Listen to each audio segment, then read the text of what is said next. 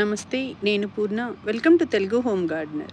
ఈ వీడియోలో నేను మీకు నా దగ్గర ఉన్న కనకాంబరం వెరైటీస్ చూపిస్తాను.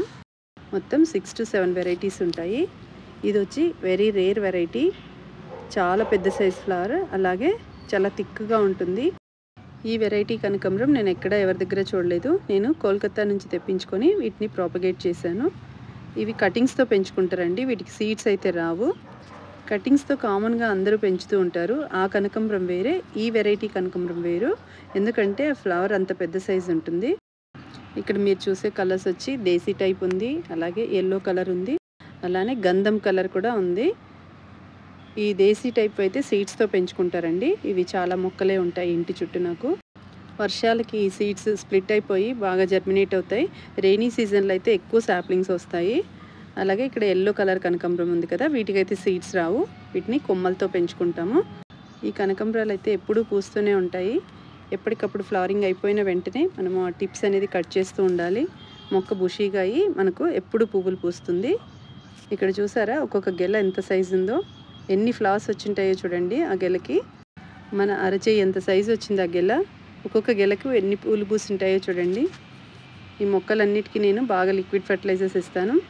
ఈ ఆరెంజ్ కలర్ వచ్చి చాలా డిఫరెంట్ వెరైటీ. ఇది కూడా పూణే నుంచి తెప్పించుకున్నాను. కొమ్మలతో మనం ప్రాపగేట్ చేయాలండి. దీనికి కూడా ఎక్కువ ఫ్లవరింగ్ వస్తుంది. మొత్తం కట్ చేయకపోతే గెల నిండుకు పువ్వులు ఉంటాయి.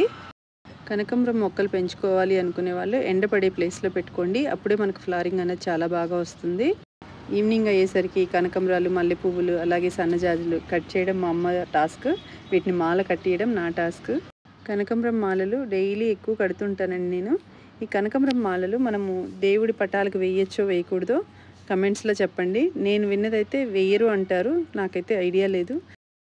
కమెంట్స్లో చెప్పండి, మీరైతే పూజ కోసం ఈ పువ్వులు వాడతారా లేదా. వర్షాకాలంలో మనము చిన్న చిన్న కొమ్మలు నాటుకున్నామంటే ఈ వెరైటీ కనకాంబరం అన్నీ పెంచుకోవచ్చు. సమ్మర్లో కూడా పెట్టుకోవచ్చండి. పెద్ద టాస్క్ అది. మార్నింగ్ ఈవినింగ్ వాటరింగ్ చేయాలి. At the same time shaded ప్లేస్లోనే ఉండాలి ఎప్పుడు. సో మనం రైనీ సీజన్లో ఇలా పెట్టామంటే ఇలా నాటుకుంటాయి. ఇవి కూడా నేను కొమ్మలతో ప్రాపగేట్ చేసి జూన్ వరకు రెడీ చేస్తాను. ఇప్పుడు ఈవినింగ్ అయింది కదా, ఈ పువ్వులన్నీ మా అమ్మ కట్ చేసింది. ఇప్పుడు ఇవన్నీ నేను మా అమ్మకి మాల కట్టి ఇవ్వాలి.